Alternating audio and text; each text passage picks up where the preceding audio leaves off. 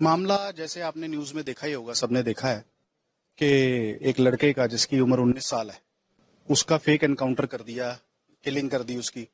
और उसके बारे में लोकल पुलिस ने जो भी अभी तक इन्वेस्टिगेशन करी है उसमें बहुत सारी चीजें उन्होंने कलेक्ट कर ली हैं, बट अभी तक पेरेंट्स को कोई चीजें नहीं बताई। बहुत सारी चीजें हैं जो बतानी चाहिए थी, नहीं बताई गई। उसके लिए हमने डिस्ट्रिक्ट कोर्ट गुरदासपुर में भी अप्रोच करा। हमें बहुत सारा रिलीफ जो है गुरदासपुर कोर्ट से भी मिल गया, बट कुछ जुरिडिक्शन के इशू होते हैं, डोमेन नहीं होता, लिमिटेड डोमेन होता है। उसके बाद पेरेंट्स की सेटिस्फेक्शन नहीं थी, इसलिए हमें हाई कोर्ट में पिटीशन फाइल करनी पड़ी।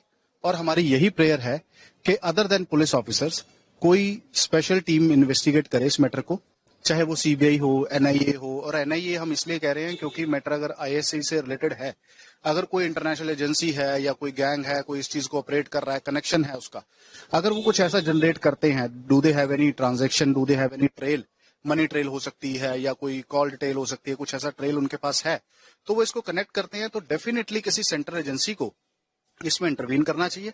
अभी तक मेरे ख्याल से तो कुछ नहीं किया उन्होंने, और अगर इंटरवीन नहीं किया अभी तक तो उनको अब कर लेना चाहिए। नहीं तो कोर्ट में तो हमने अप्रोच किया और हमने अपनी एप्लीकेशन जो है, हमारी जो प्रेयर है वो इसलिए भी है।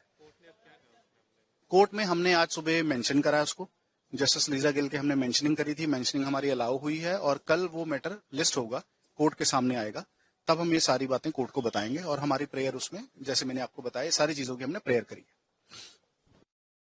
जी, मेरा नाम एडवोकेट रविदीप बड़ियाला जी।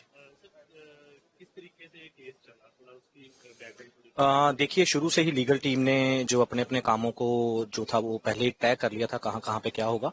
तो जो मेरा पहला काम था जो टीम के अकॉर्डिंग था, भी डिस्ट्रिक्ट कोर्ट में जो है इस एनकाउंटर के रिगार्डिंग जो है इंटरिम जो है रिलीफ्स लेने की कोशिश की जाए और एप्लीकेशन को जो है वो फॉरवर्ड किया जाए कंसर्न्ड मैजिस्ट्रेट के पास। तो हमने जब एप्लीकेशन को फाइल किया तो फाइल के चलते सबसे पहले जो कॉग्निजेंस था वहां पे मैजिस्ट्रेट्स लेते हैं और अलग अलग तरीके से जो ऑर्डर्स एंड इंटरिम रिलीफ्स हमें वो मिलते जाते हैं। हमारी वहां पे प्रेयर्स थी कि जो पुलिस ऑफिशियल्स हैं उनके जो सीडीआर हैं, कॉल डिटेल रिकॉर्ड्स कहते हैं उसे, जीपीएस लोकेशंस हैं, उनको सेव कर लिया जाए।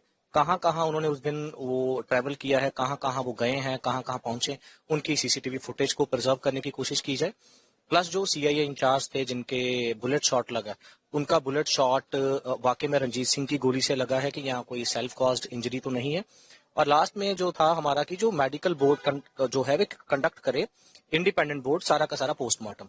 वहां पे जैसे सोनू जी ने बताया भी जुरिस्डिक्शनल इशू के कारण पीजीआई तक हम नहीं पहुंच पाए, तो इन तीनों का रिलीफ देते हुए मानयोग अदालत जो वहां पे थी उन्होंने हमारे रिलीफ्स को सुना और रिलीफ जो हमें प्रोवाइड किया, भी कॉल डिटेल्स भी प्रिजर्व करने का हुक्म दिया। उसके बाद उन्होंने आदेश दिए भी जो पोस्टमार्टम है रंजीत सिंह का डिजीज का, वो इंडिपेंडेंट बोर्ड ने ही करा है वहां पे, बट ज्यूरिसडिक्शन इशू के कारण उन्होंने हमें पीजीआई का जो था वो डिनाई कर दिया। ये वहां पे अब तक जो ग्राउंड रियलिटी है। उसके बाद जो परिवार था वो थोड़ा संतुष्ट नहीं था, क्योंकि जब आप पोस्टमार्टम करवाते हैं तो उसके बाद सारी एजेंसीज या सारी मशीनरी फिर स्टेट की है, लैब्स उनकी, डॉक्टर्स उनके, पे रोल्स पे उनके, तो कहीं ना कहीं उन्हें ये सस्पिशन है, लाइकलीहुड ऑफ सस्पिशन, कि कहीं ना कहीं वो मैनेज किया जा सकता है। तो दोबारा से पोस्टमार्टम की जो एप्लीकेशन है इसी पिटीशन में हमने उसकी की प्रेयर करी है और इंडिपेंडेंट जांच के लिए हम लोग जाने वाले। जी जोशी एडवोकेट।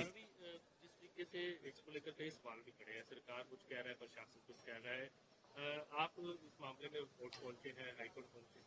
देखिए, अभी मिस्टर गिरी ने और मिस्टर रवि बड़ियाल जी ने आपको सारा टेक्निकल सारा बताया है, लेकिन अगर कहीं पे भी जहाँ पे आईएसआई का नाम आता है वहाँ पे जो है एक इंडिपेंडेंट एजेंसी जो है नेशनल लेवल की, जैसे एनआईए, उसको इन्वॉल्व करना चाहिए। अभी तक स्टेट गवर्नमेंट ने अभी कोई लेटर नहीं लिखा है, कई एनआईए को इन्वॉल्व नहीं किया है, बिकॉज इसके अंदर पूरे देश की सुरक्षा का मामला है। ये मैटर अगर उन्होंने इनकाउंटर किया है या जो भी मिस हैपनिंग हुई है, कुछ ना कुछ तो हुआ है। और ये मीडिया के अकॉर्डिंगली और जो हमें वहां पे बताया गया है, 3,000 रुपया अभी एडवांस दिया था, 3 लाख की कोई बात कर रहा है, 5 लाख की बात कर रहा है। दोनों पुलिस ऑफिशियल देखो, वहां पे चौकी जो वहां पे चेक पोस्ट थी, वहां पे कोई दरवाजा नहीं है, कोई कुछ नहीं है, वहां पे असला भी पड़ा होता है।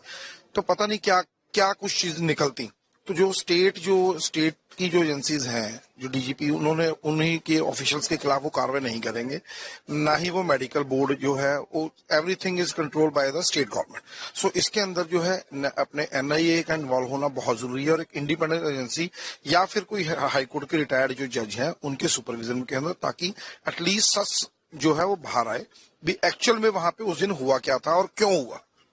सो इसलिए हमने हाई कोर्ट को अप्रोच किया और हम लीगली लड़ाई है जो अगर हमें यहाँ पे रिलीफ मिलता ठीक है, नहीं तो हम आगे भी अपीलेट कोर्ट को भी अप्रोच करेंगे।